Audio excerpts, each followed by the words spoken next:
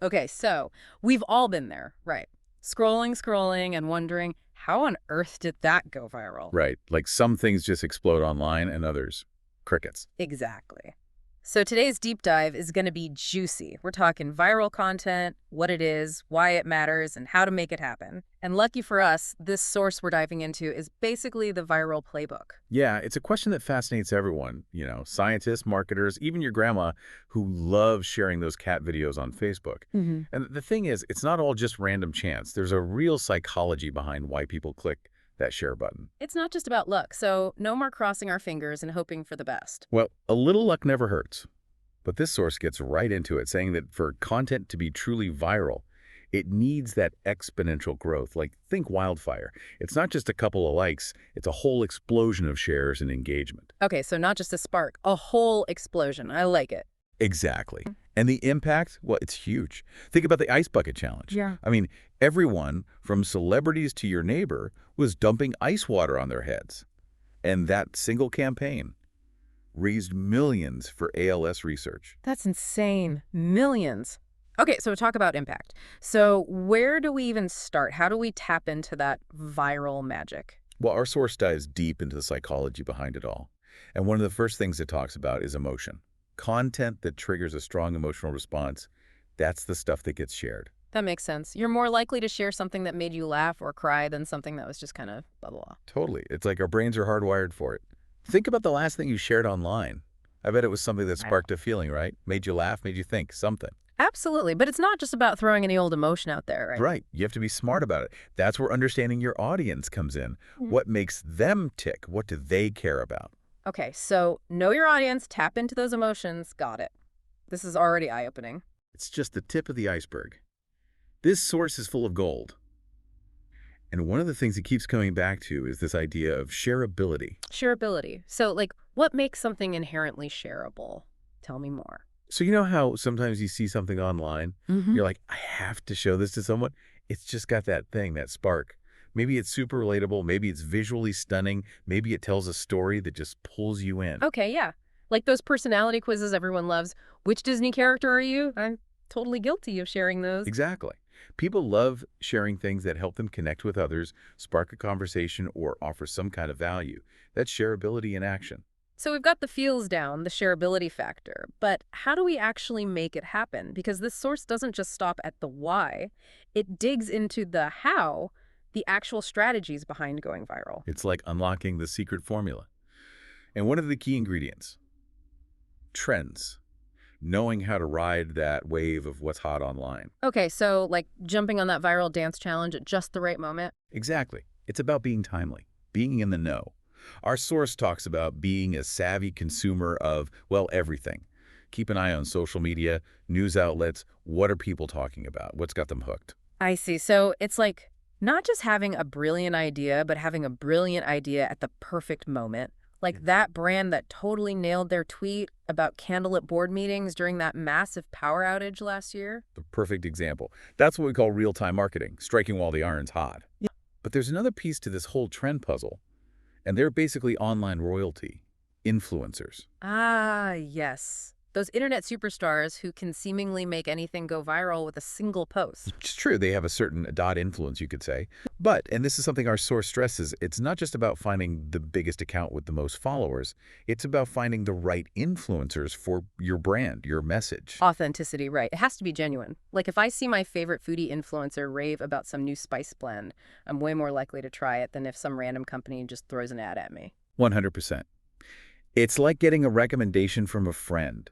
And you know what? This source even talks about giving those influencers creative freedom. Wait, really? You mean let them do their thing, even if it's not exactly on brand? Exactly. Because forced robotic endorsements, those are so obvious and honestly kind of off-putting.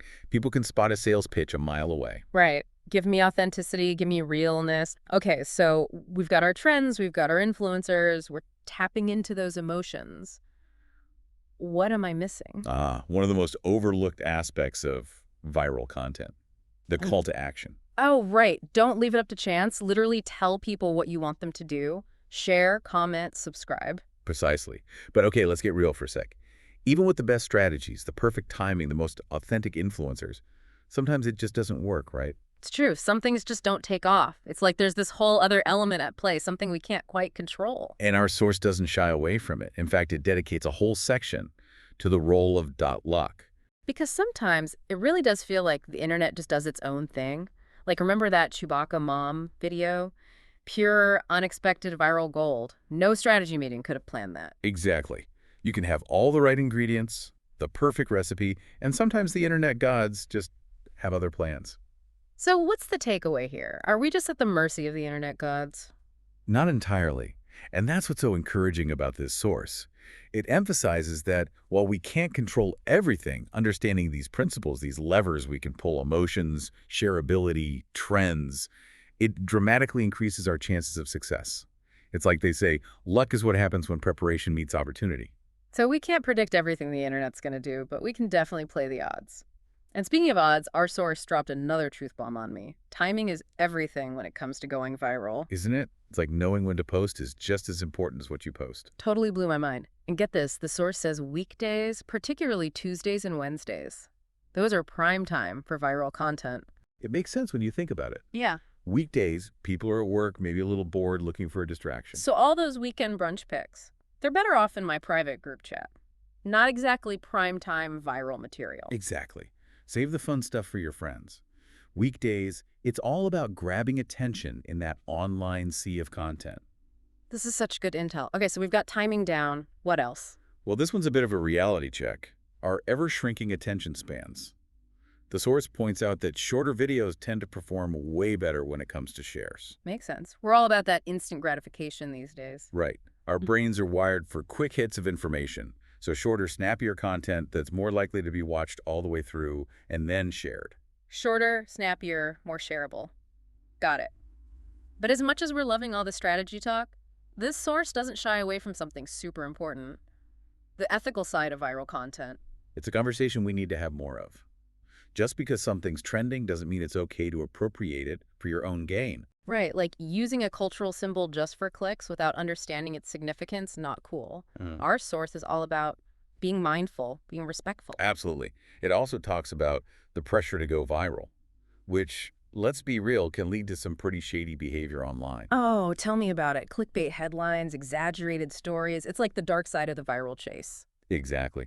And this source reminds us that at the end of the day, it's about building genuine connections with your audience. Wouldn't you rather have a smaller, engaged following that trusts you than a massive following that's just there for the fleeting moment of a viral trend? 100%.